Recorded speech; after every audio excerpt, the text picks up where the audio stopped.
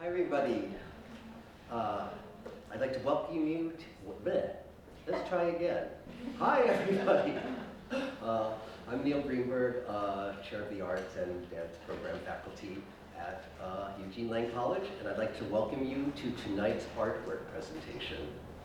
This is the first event of our 13th year of artwork, a lecture series which invites innovative artists to Lang to speak about their creative process.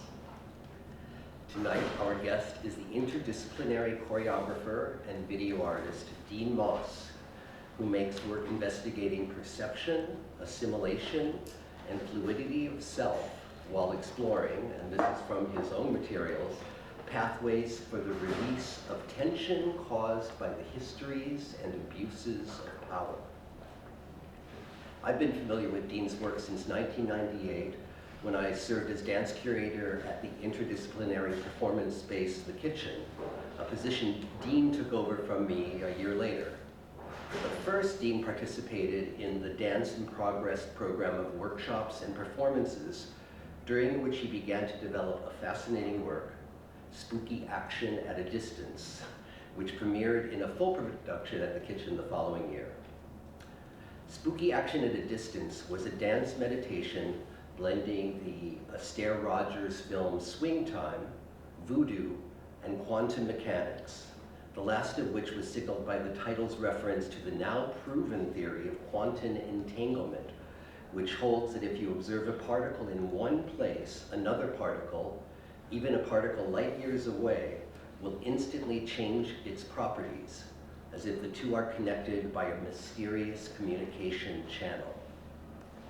Einstein famously dismissed quantum entanglement as spooky action at a distance, which I think Dean seized upon in no small part because of the double meaning of spook, both a synonym for ghost and a racial slur.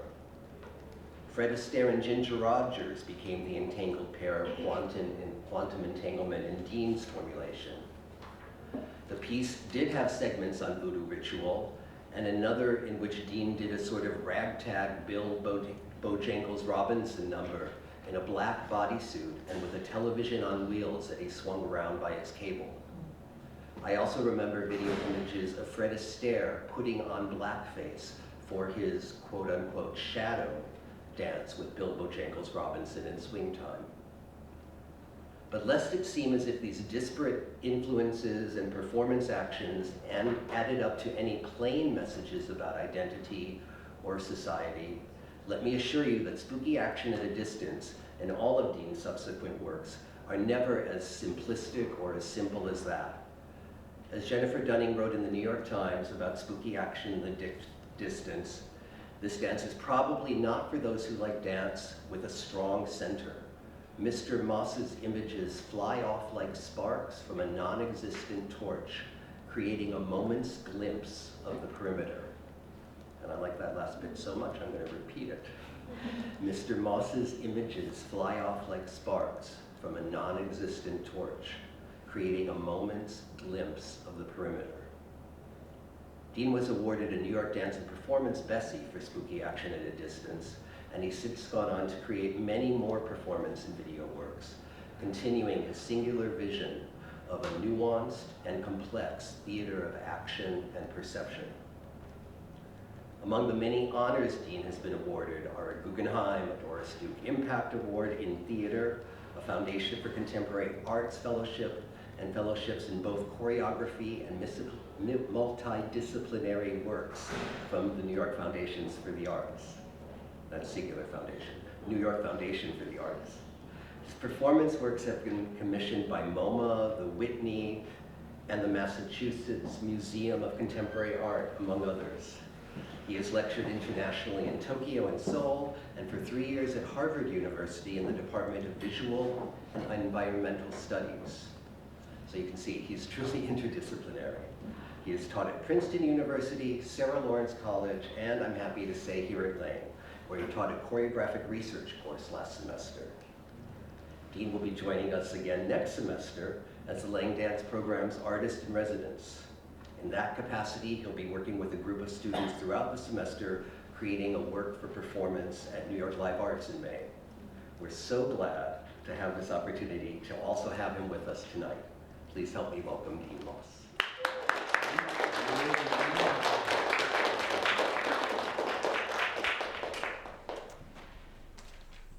Neil changed my life. I'm not kidding. He didn't know.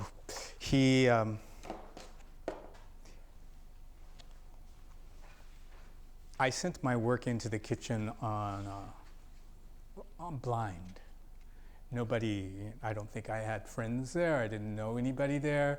And Neil went through the box of videos and asked me to come. So that really made a big difference. Anyway, I am grateful. I'd like to thank Neil and Danielle Goldman and the New School for inviting me to talk. I'm going to be very brief. First, I'm going to talk about some things to recognize in viewing my work. And then I'm going to read a longish quote from Thomas Mann, from Thomas Mann's Death in Venice. And then I'll show 30 minutes of video presenting annotated excerpts from 4 works from 2005 to 2015. The annotation is both visual and text-based, and I apologize in advance for any confusion that might bring, but I think you'll get through it. Afterwards, I will be very happy to take as many questions as you have. Okay? First, some things to recognize in viewing my work. There are 4 things. Very simple.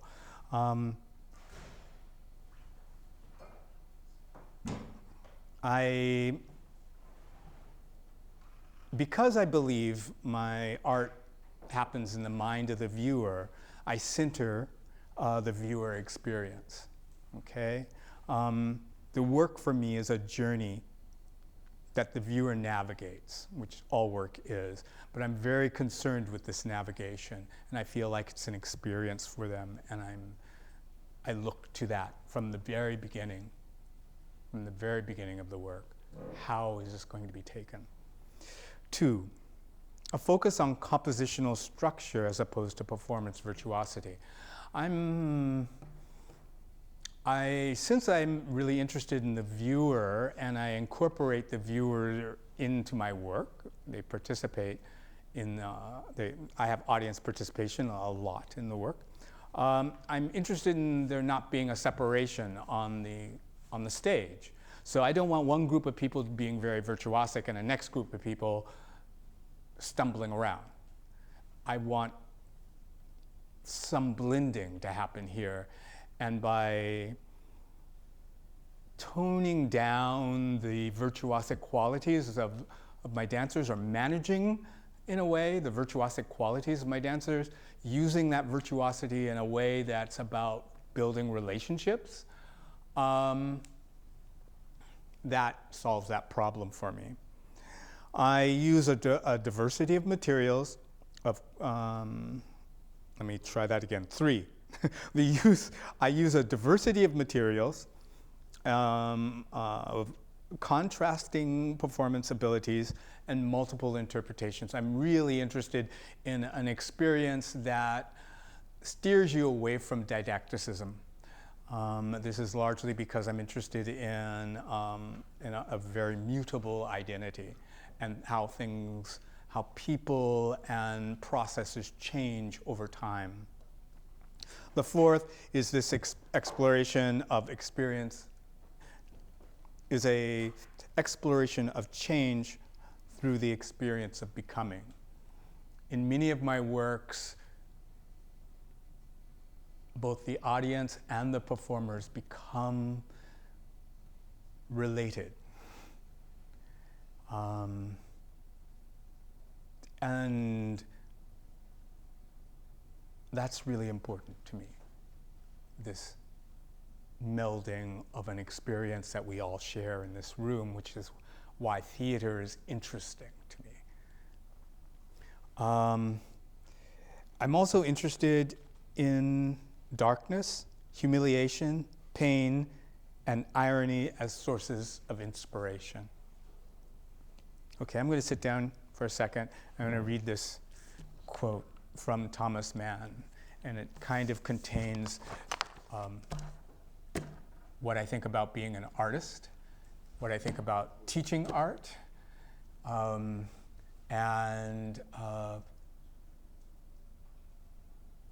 and the excitement around it, the transgression around it, okay? For Mark-you, beauty alone is both divine and visible, and so it is the sense way, the artist's way to the spirit. But tell me, do you believe that anyone can ever attain wisdom and true manly worth for whom the path of the spirit must lead through the senses?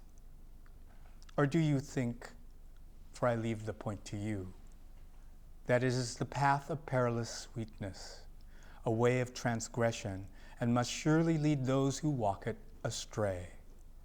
For you know that we cannot walk the way of beauty without Eros as our companion and our guide. We may be heroic, disciplined warriors of our crafts, yet we are all the women, for we exult in passion, and love is our desire, our craving, and our shame. And from this you will perceive that we can neither be wise nor worthy citizens. We must needs rove at large in the realm of feeling. Our magisterial style is all folly and pretense. Our honorable repute a farce. The crowd's belief in us merely laughable. And to teach youth by means of art is a dangerous practice and ought to be forbidden. For what good can an artist be as a teacher when from their birth up they're headed straight for the pit? We may want to shun it and attain honor in the world, but however we turn, it draws us still. So then, since knowledge might destroy us, we'll have none of it. For knowledge does not make those who possess it dignified or austere. Knowledge is all-knowing, understanding, forgiving. It takes up no position, sets no store by form. It has compassion with the abyss. It is the abyss. So we reject it firmly, and henceforward our concern shall be with beauty only. And by beauty we mean simplicity, largeness, and renewed severity of discipline. We mean a return to detachment and to form. But detachment and preoccupation with form lead to intoxication and desire. So they too lead to the bottomless pit. Yes, they lead us. Lead us, I say, us, who by our very natures are prone not to excellence, but to excess. Okay.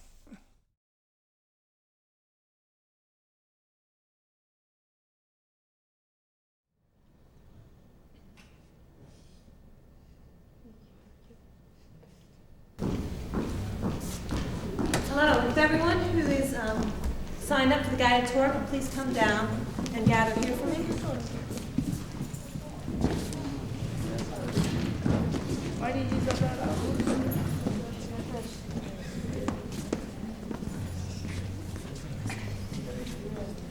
So today on the tour, I'm going to be leading you through the space and actually amongst the dancers, so try to stay in as tight as possible. Follow me as closely as possible, so you walk the path that I take, just so we don't disturb the dancers or distract the audience too much. Let's go.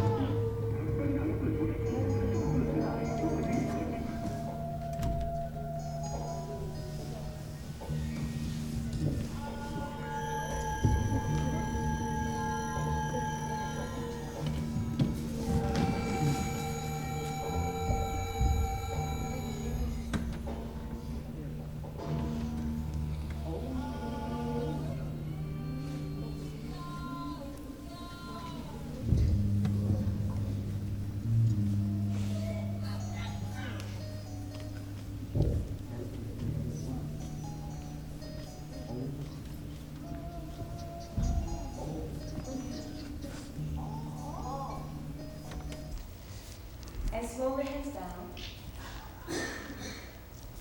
Little smile. Great. Now, please look in Yuri. Yes. And slowly walk toward her. I'm sorry. Walk around her. Yes, that side. Please continue looking Yuri. Yes, and then camera. Camera. Here, here. Camera. Okay. I'm sorry. Please do this again here. Center. Yes. And then look in Yuri. Walk around her. Little faster. And look at the camera and follow her. Follow her. Yes. Great. And stay here. Please look audience. Little chin up. Yes, stay here. Please say this. When I love, I make you my enemy. I make you my enemy. Very nice. It's very easy, right? Yes. Very nice. Please do this. Wiping tears. The other hands. Yeah, right side. Yes. Very beautiful. Very nice. Please do this again while saying my enemy. My enemy. Yes. And then look audience from left to right. Yes. And please look your feet.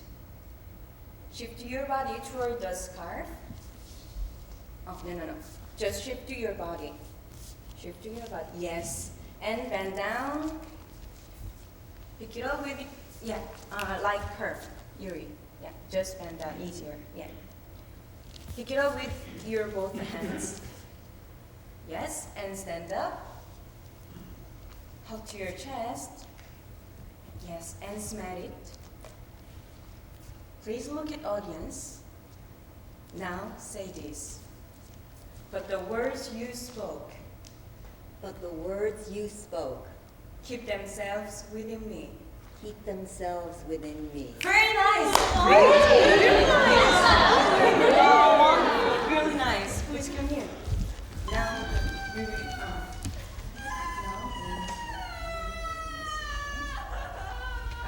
before performance, just marking.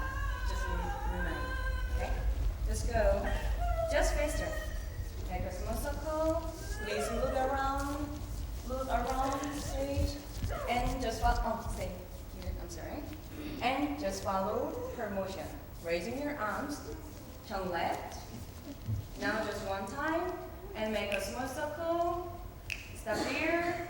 Facing audience. Put your arms down. Cover your eyes. Hands down. Smile.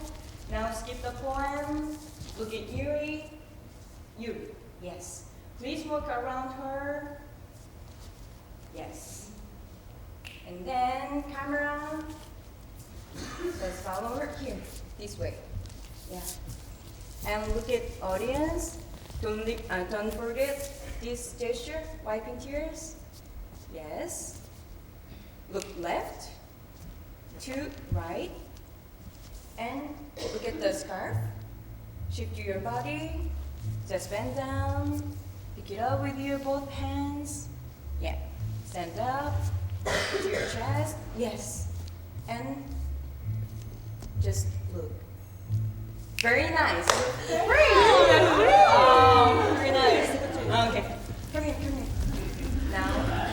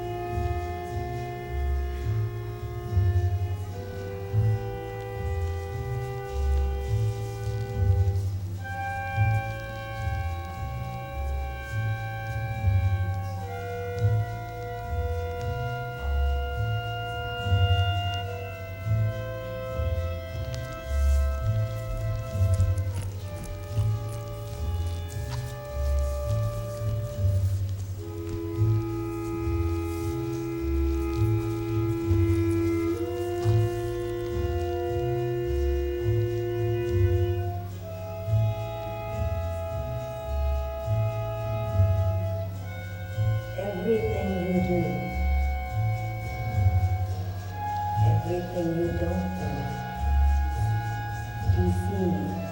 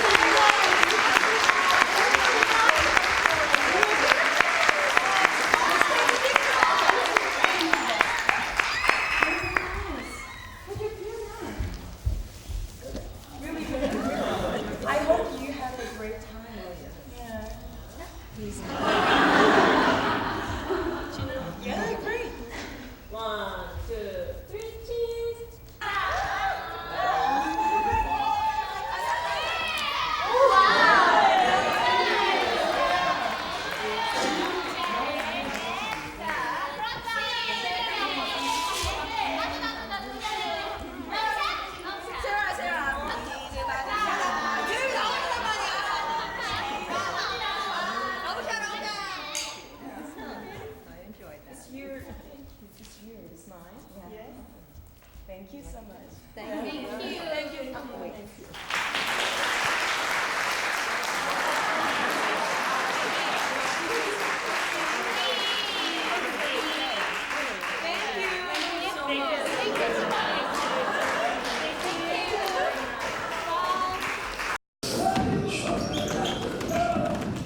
But, you know, so for that reason, I think you're right as much as I should have. Some people grow up and you just have to be interesting people grow up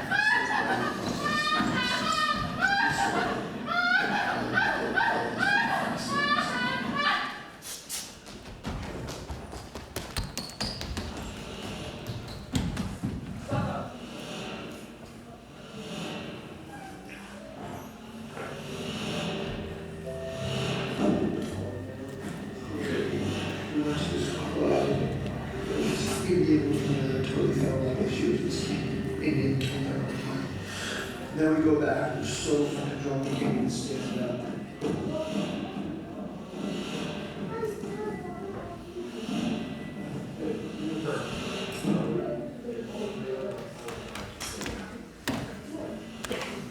Hey, yell. Tell them to start yelling.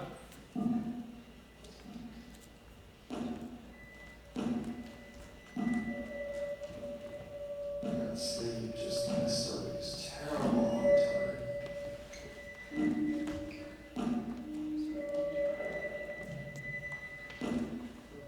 When I walk in, you know, she's 25 years old, I'm 45, and I walk in, I've got gray hair.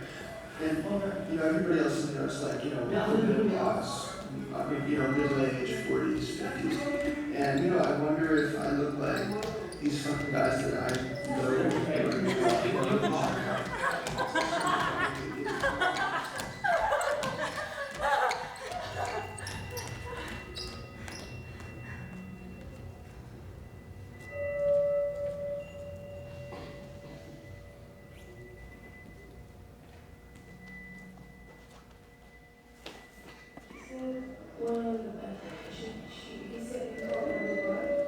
It's sad, it was forgiving to me, I'll be leaving, can't you keep this in perspective, but I don't.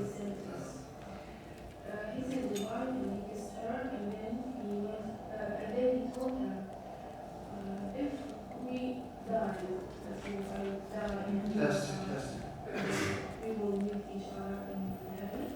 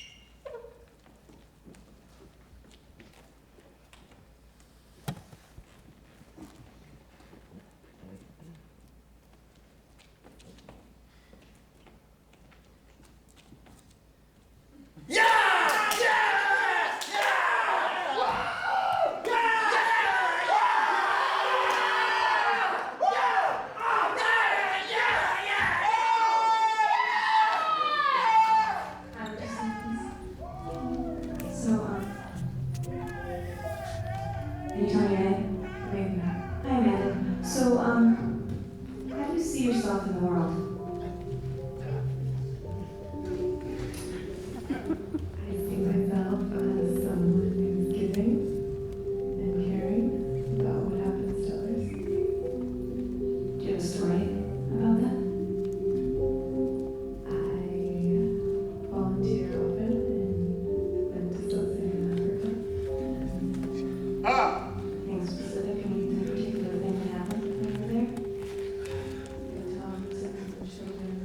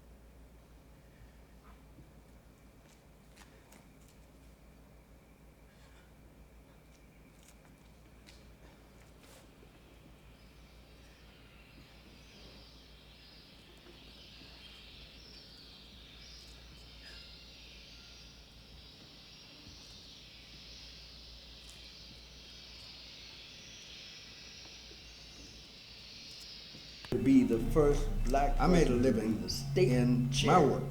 of the association. External to my work, as opposed to external to yours, is how I can spend my money. Started writing about my experiences. What I- Started writing about my experiences.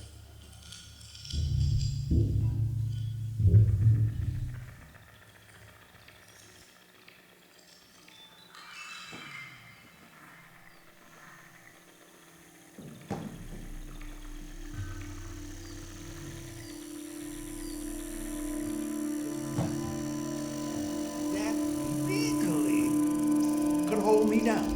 You have recourse And when you from ask employment discrimination, you have recourse from housing those discrimination, of health us who discrimination, were permitted. educational discrimination. You have recourse to change that struggle.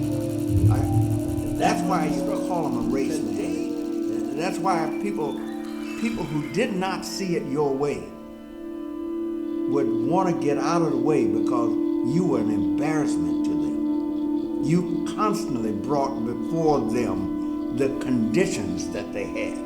Most people will do anything and everything to get out of confrontation.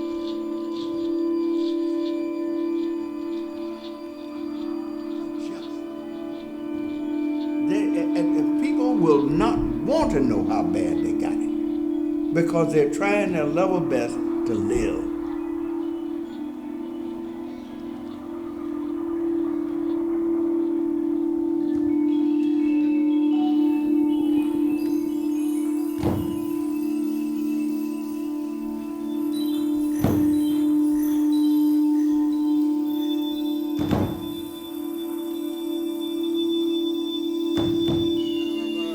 Yeah, entertainer, and that started in elementary school. I remember giving a report on ants. And they kept asking me, well, not do that again. Well, hell, I couldn't do it again. It was original, spontaneous the first I time. am a skilled craftsman. I know what the hell I'm doing. I can make you. And if you get in my shit, I'll hurt you just like a cracker will. I do the same. Because I know you understand politics. What goes around does come around. And when my turn comes around, I try to knock the son-of-a-bitch out the park. Still, I'm 82, and I still got the same ass attitude.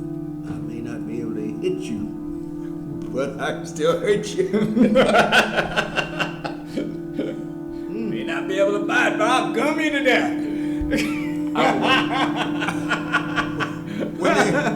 When they pull me off of you, I'll still be gumming.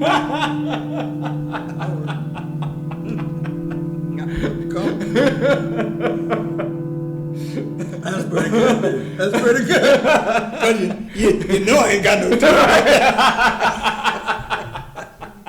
I made these teeth.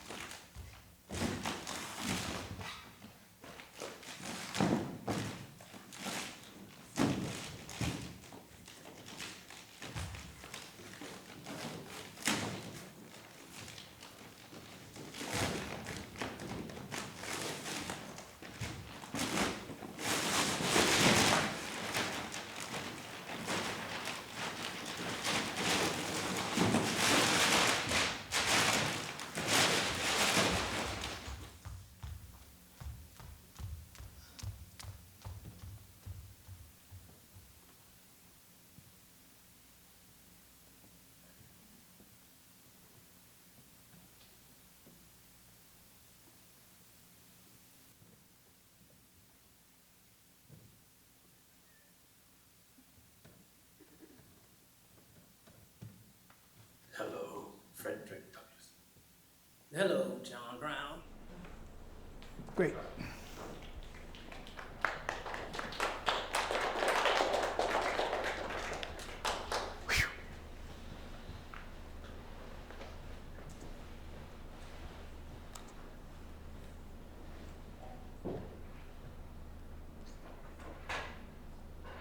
Okay. Questions?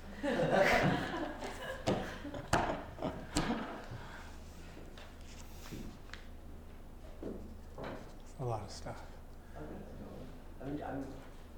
So I'd seen some of the works, but I hadn't seen like these inserts that you gave us for this video, especially of those visual artworks that I don't remember knowing about or seeing before the performances. So I'm curious about the relation, like, you know, I'm like, what came first? I guess I have an assumption there. Okay, of just course. to talk about that relation and what it does in your work. So the first work that you saw, Figures on a Field, was a collaboration with Leila Ali. Leila Ali did those paintings. I saw those paintings at the Studio Museum of Harlem and in a number of other magazines and art magazines, and had fallen in love with them. And at the time, I was curator at the Kitchen, and I was working with Christine Yang, and she had Leila's number, so I called her up. Pretty much a cold call. And said, you know, I really love your work. I'm a choreographer. I'm making things. I want to do something with your Greenhead series paintings. And about 2 years later, we started the project. Yeah. The caveat being that, and also the caveat being that I didn't want Leila to do the visual arts, you know, like do the set and stuff like that. I wanted to understand her process, how she made work. And so instead of doing anything visual arts, I wanted her to help me direct. So she became a co-director of this work, and she would come in, she'd come down from Massachusetts, and we would go into this rehearsal studio with the dancers, and she would watch us work, and then she would make notes to me, and then I'd go back to the dancers. For a while, I had invited her to talk directly to the dancers, but at that time she didn't have a lot of experience directing directly with the dancers, and so there was this sort of, she was used to being able to erase somebody from, erase a figure and move it. And there became this sort of, how do you account for the art having feelings? How do you account for that? So we ended up, her being on the outside, then she could be very clear and direct with me, and then I could negotiate that with the dancers. It was a very interesting process, and because you're working at the edge, I'm having to listen to her suggestions and try to make them happen. They are choices I wouldn't normally make. In her pieces, in her images, people are very symmetrical and they don't touch a lot. In my work, I touch all the time. So I had to get used to that not touching a lot and not going to characters holding on to each other or doing something. I had a lot of it in the piece, but a lot of it disappeared because it wasn't. Also, there's a simplicity, a cleanliness to the stage that were very much the effect of Leila. And a kind of pacing and a kind of, this was actually a relatively short piece. From beginning to end, it was 50 minutes, and that was because with Leila, there was no kind of extra. We were just chopping away at stuff and just really honed the image down to what was necessary. So that was something I got to learn. And the inserts that you showed us? The inserts that I showed you were images that kind of helped form a backbone, but were not part of the performance at all. But they were pre-existing. They were pre-existing, yes, they were. They were definitely pre-existing. Yeah. In the second piece that you saw, those were images by Seungmyeong Chun. He's a sculptor. And while I was making the piece Kiseng Becomes You, I was in Seoul and saw his work in a gallery. And similarly was able to get in contact with him and talk to him about making a work together, which he agreed to. He could watch me making this work, Kiseng Becomes You, in Seoul, and that was a really interesting, lovely process. Again, I didn't ask him to make any of the set design. I had that made. He made a maquette of the body, a small one, and we built it out to the size that it was, which was, I worked with Vinny Vigilante, who was my technical director and lighting designer, and we worked in the artist who made the neon kind of squiggly thing, the explosion that happens, the hanging neon sculpture. He had a kind of junkyard on Dean Street, and we made the body there using a kind of fiberglass and insulation. It was hell to make it, but it was gorgeous in the space. Again, Seungmyeong sort of was a co-director and really kind of simplified. He made things simple. And I was very grateful for the simplicity of his eye and the cleanliness of his vision. And that was a very nice, both of these were very nice collaborations. The second piece you saw, Kiseng Becomes You, was a collaboration with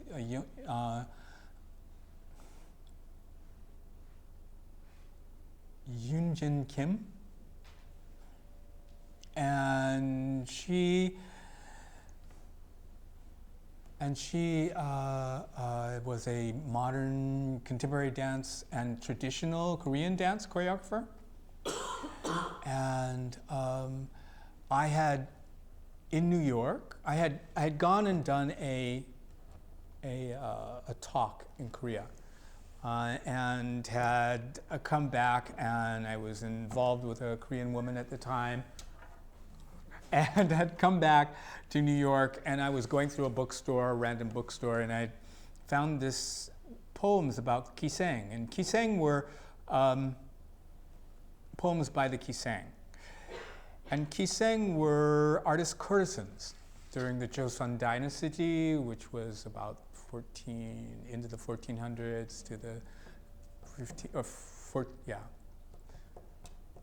1500s to 1930, the invasion of Japan, the invasion of Korea by Japan. And during that time,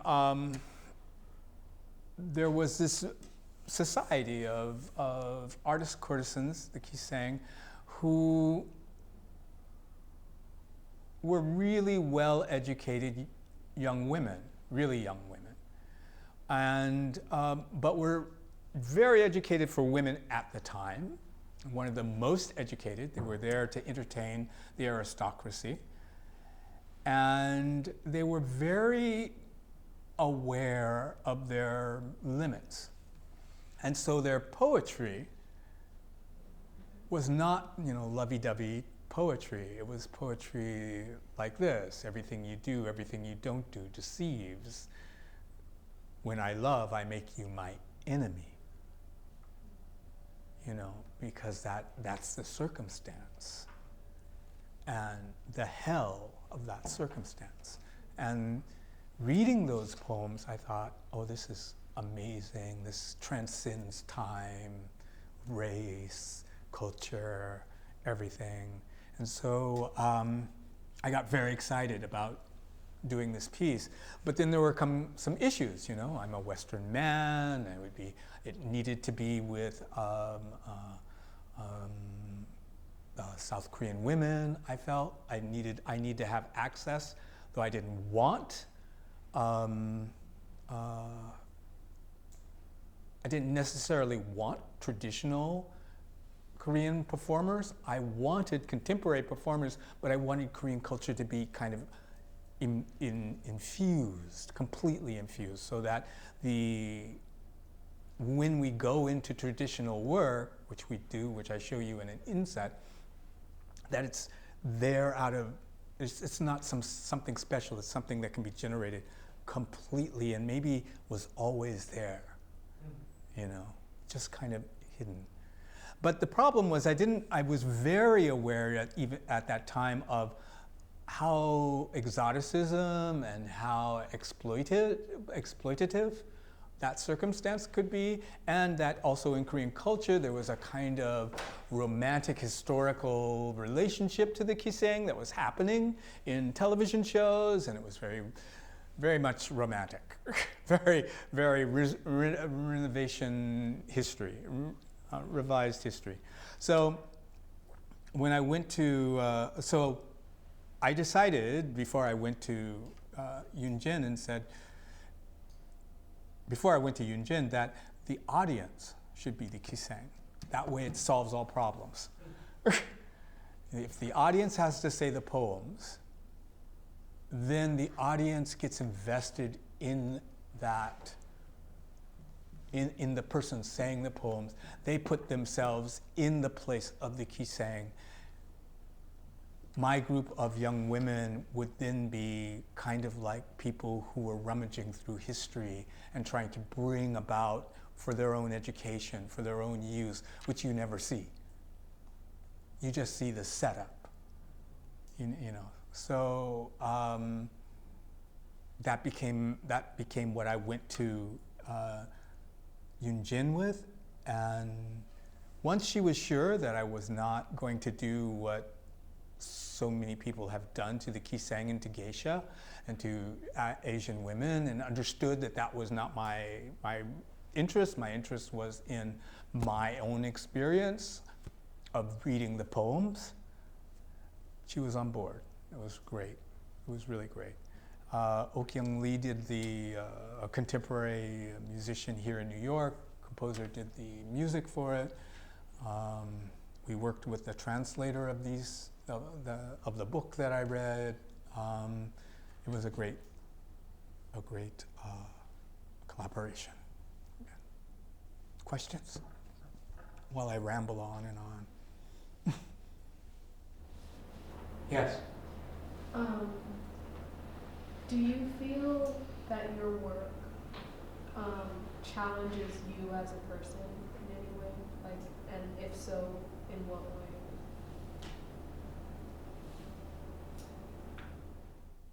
Well, yes.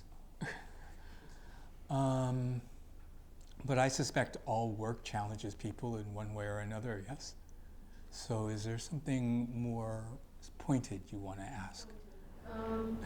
I guess for me, watching what you presented for us challenged me as, I guess, a Black woman, and as a human being to be more educated about spaces that I step into, cultural spaces I step into. It challenged me, I guess, to be more aware, because I'm not from New York, so it reminded me of the excess that I step into every day. But I guess in my question of like, how does it challenge you, I guess I'm speaking off of the fact that it challenged me, if that makes sense. Well, thank you for that vulnerability. Yeah, no problem. Yes, and that was the point. Yeah. You know, in all these situations, I wanted to be thrown off balance. You know, I wanted to do things that forced me to think in a multiple ways, forced me to have experiences that changed me, and that all the people that participated were changed by it. In the final piece I showed, John Brown, instead of asking people, in all the pieces before, all the participants were asked as they came in the door. You know, they're gathered in the lobby or from the audience at some point. In that piece, I had a cast, a white cast. I thought I would have a mixed cast, but I had me and a white cast. And I was ostensibly looking at the legacy of John Brown. And so I wanted another lens. Since I was looking at legacy, I was thinking of my own legacy, I was thinking of my father, who you hear talking, but I wanted like another generation. So what I did was go out and get 5 to 7 young women of color who were between 15 and 18 years old. And they became the production assistants, and they became the people who moved through the space and set up stuff and videotaped, and that instead of people, that projection is done live with them making faces off on the side and being projected onto the boards as we're manipulating them. But a number of other places where they come in with this little circle of green grass and roll it out and sit on it and do things on it and then move it off. Or at the end, what you see a moment of is my John Brown figure kind of like a monument, you know, like something that's fading that we don't even remember why, like Union Square, where it used to be such a vibrant place, which you don't hardly remember what Union Square was as a union gathering point for a kind of socialist cause in America, you know. Doesn't really exist, and likewise, John Brown doesn't exist as these women or young women of color are sitting on this little patch of grass and somewhere is playing on the video behind him as he fades and eventually walks off. And the end of the piece is just these young women sitting on this plot of grass talking amongst themselves, oblivious of the history. So that kind of processing is what my work's about, and what I do in my work, and what my dancers do. One of my dancers, Sari Nordman, is here. She was in John Brown, and she was in Nameless Forest. Yeah. Yes? Thanks for the presentation today. Could you tell me a little bit more about the co-directing? Because you work with the painting and also installations, sculptures. Then does that mean that visual artists you contact and you work with? Then you say again co-director, and did that mean that also do they also participating making choreography or? They're not making choreography, but they are defining the parameters. So Sung Myung Chun, who really is, he's a poet, he sculptures, he makes incredible environments out of his sculptures. They're really incredible, and like paints and sound, and so he's used to making environments.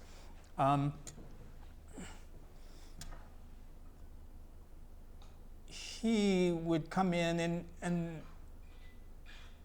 I would show him some material and he'd say, no, no, that's too much. He'd literally say, no, that's too much, and I would have to stop. And we would stop and say, well, what do you think? I mean, in your imagination. And so then he'd have to try to figure out how to deal with people who are sitting there looking at him, people like me who are sitting there looking at him. and he would then say, well, I don't know. And we'd start from there. And it would put everybody in that place of, I don't know. But I don't know, but I want, in one case, we had made, we tried to swallow somebody, like somebody got put up into the air and into a maw of people and turned into a pile, and it was, I thought it was good. I thought it was interesting. But he thought it was too much. He was right. But then that's out, and this idea that he had to be on point. And we had talked about how we were going to lay out this work beforehand. You don't get to see it because I didn't show, but it's made in 3 sections. There's a first section that's very much based on his imagery, that's moody and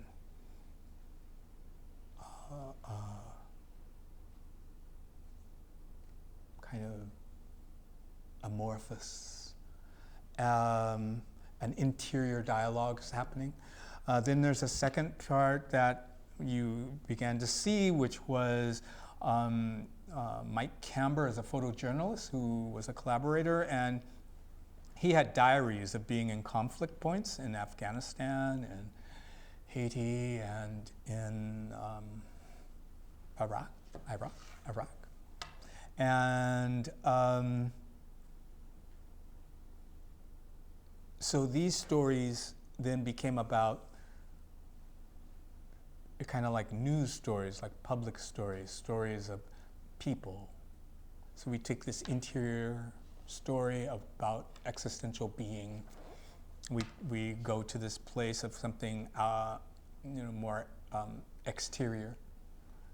And then the third section is interviewing our participants. And the whole thing together is like a big initiation into community, into an artist community, where I ask 15 to 20 audience members to sit on stage with us and become artists with us. You know, so in the end, everybody is in the pose of one of Sung Myung-chun's sculptures. Everybody becomes. Yes. So going off of that, how do you deal with questions of like consent within these audience performer interactions? You know, I saw something interesting a week or two ago where someone kissed a bunch of people in the audience, and then you had people put in headlocks and have nude people. Bodies put on their body, yeah. So how do you deal with the question of what an audience member is comfortable with? I don't. Let's say, I want to say I don't, and no, I'm really specific about that, so it's an interesting question. I always ask. I always asked at the beginning, and in all the cases except Figures on the Field, where they just tour the piece. In Figures on the Field, which was the first time I used an audience, that was the first time, that was the first piece.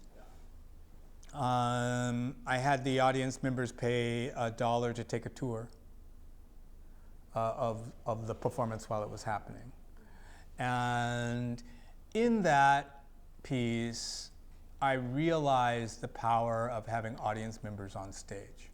It was the first time I've had them on stage, and I realized the power of that. And I also realized at the end of the run that I had exploited these people. You know, it was a very good lesson. It was a very good lesson. And you know, giving them cameras and having them take pictures of the art and knowing what the situation was, they didn't know what the situation was. I didn't have a problem so much with them not knowing what the situation was, but I had a problem of exploiting their not knowing what the situation was. They wouldn't agree, maybe, to that, my exploiting their not knowing. So, in the next piece, Kisang, they are the center of the work. They are picked in the audience, they are asked in the lobby, they are asked to sign a release. They are framed, their unknowing is framed. Their unknowing is the work, in fact. You know, and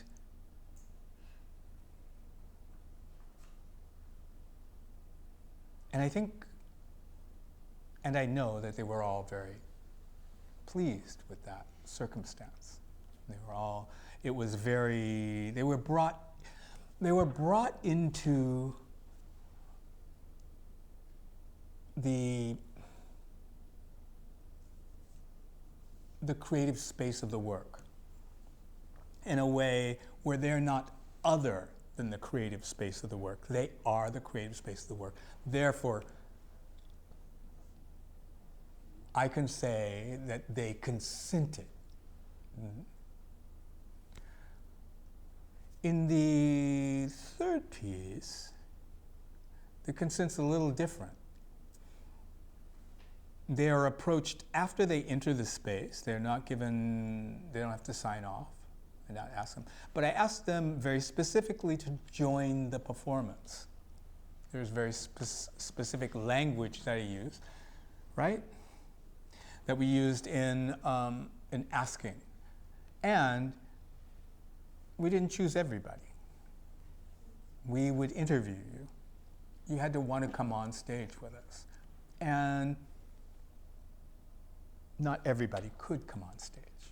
We made it exclusive.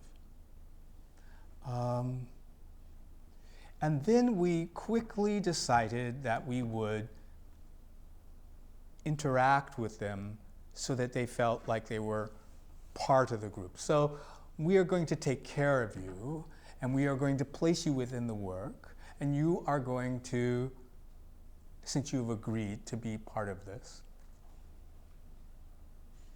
we are going to ask you to participate, really. At any point you could say, I don't know, but a lot of times you're surprised. Pow! That's a big surprise. The surprise that happens inside the body of which is a little performance that nobody sees, is a surprise. It's a surprise for those who go there. But that's what you've joined us for. That's, by consenting to this, you're consenting to, not to a specific thing, but to help us present a work. The unknown contract, the contract of theater, which says you will be safe, that's the contract. You walk in the door as an audience member, the performance is going to happen, and you are going to be able to watch it, exchange energy, but you are going to be safe within that circumstance. That is sacrosanct. I am not going to put you in a place where you're humiliated. That is not my goal. And you have to trust that that's not my goal. I just can't help but be curious with something as potentially shocking as having a naked person laid on your lap. Yale really did a really interesting thing with that. Sorry to interrupt you. But when I took that piece and was workshopping at Yale, they put out signs saying, you will be asked to participate. If you participate, this might happen. Be aware that you will be in close proximity to people's bodies, and you will da-da-da-da-da. So it was put into the program and put on a sign, which I kept one, because it was so, I was a bit shocked by how protective. But on the other hand, you're bringing this up, and I think it's legitimate. And I think with the headlock thing too, if there's a right, wasn't that something that happened? There's a full Nelson. It's not a headlock. It's like this. Yeah. If there's a contingency plan for if that Eisenberg is sitting down on a balcony, like is there seems to be a reliance on full cooperation once being on stage. The assumption is that I hadn't rehearsed this some way, that I didn't know how people would react. And actually, I started rehearsing within 2 weeks of when we first started rehearsing, we had audience members that we were calling up so that we could understand how people who didn't know what we were doing react. It was a big part of this process, a very, very big part of this process. And I wouldn't want anybody to go into audience participation without having really substantial understanding of what that means and entails, you know. So yeah, we really, really looked into it from our standpoint and from the audience's point of view.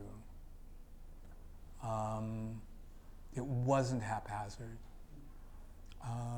We learned right away that we were in Arizona State University, and we were rehearsing, and Sari and Casey were doing that little spin that you saw. They were laughing and turning, and they would spin off, and they would go and they start to pick up these young men from our group of audience.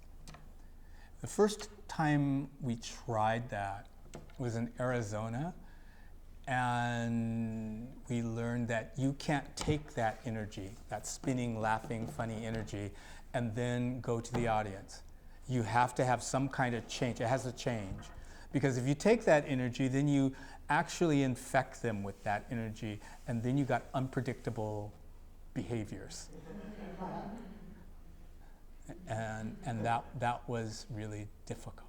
And it was a great lesson, but it was one that, again, goes to all the kinds of caution that you're approaching. It's like, yeah, we have to know about that.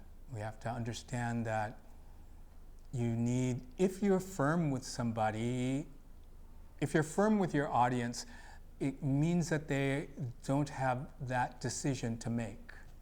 If you want to take somebody from the audience, you want to take them firmly so that they can rely on your arm, that you are going to take them and take them somewhere, and they are going to be clear about it, that they're not wandering the stage not knowing what to do, you know?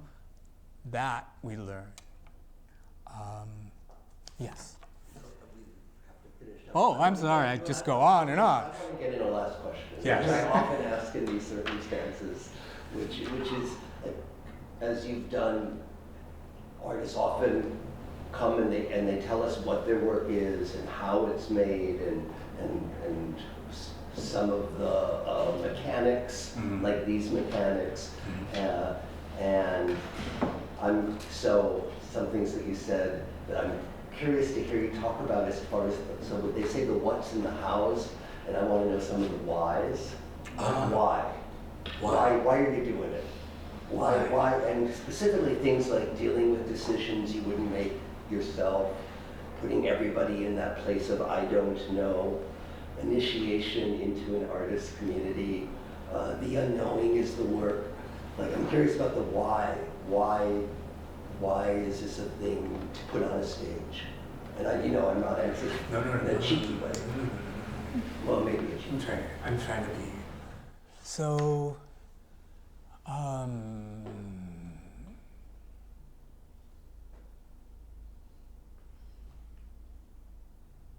two things. One, it allows me to remake myself, constantly remake myself. It allows me the freedom to grow, to re-examine, to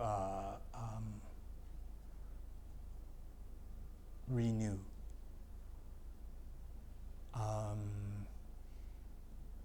To be in that place of unknowing, which is to trust in that place of unknowing, I think is something that artists do, and in a number of different ways. And I find I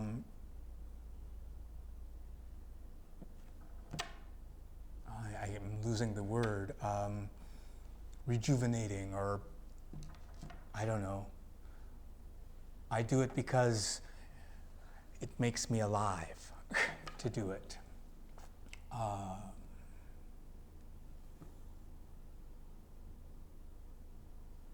do it because we're all, at large, and in the world of feeling, that we exult in passion, and love is still our desire and our shame. So that's why. Okay, for yourself, what about for us? What does it say? Well, I think I'm always interested, I'm most interested when I see performances where vulnerability really is there, which is why I went to the audience, because performers really you can't form unknowing. You know, it's clear, it's all over you. It's like, the scent. You have it, you can't not know. But audience members don't know. And so they always bring that. Working with teenage young women, they don't know, but they change how the audience seeing teenage women watching this performance changes how they see the work. It changes them. It changes them into looking into the vulnerabilities of their limitations. So I'm interested in experience that is both intellectual and visceral, and a process of becoming that changes the world, my world. To change the world. So thank you so much, Judy. Thank you, Neil. Thank you, Daniel. Probably there was lots of good feedback.